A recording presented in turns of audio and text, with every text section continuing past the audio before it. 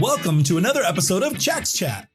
Well, today, Chad, you had a topic you wanted to talk about. What I wanted to talk about was page navigation in PDF files, right? And this is not exactly a new topic for us on this podcast. I know we've discussed it at different lengths, at various times along the way. But recently, I have encountered several of them, right? In the work that I've been doing. Page up and page down's pretty easy, right? Just page up and page down. Yeah, exactly.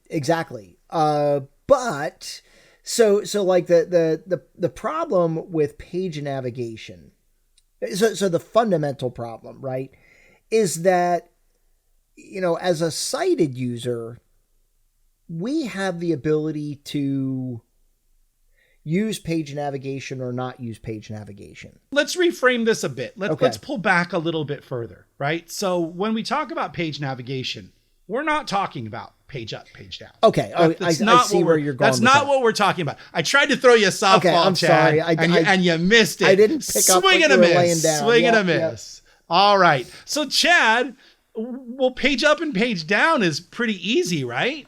You're right. It is. And technically that is page navigation, right?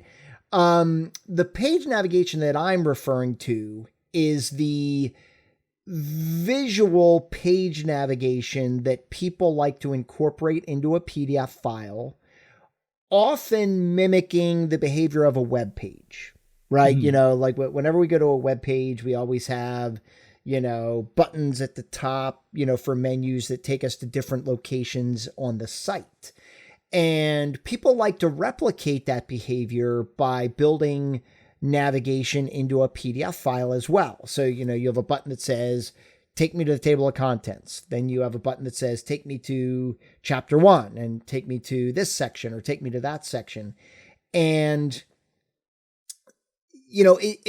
it creates a challenge. And so where I was going previously was, as a sighted user, when there's page navigation on the page, I get to choose whether I want to use it or not. Right. And I don't really have to actively do it either. Right. I can kind of like glance at it and be like, oh, I'm not interested. And then I could continue reading the content on the page.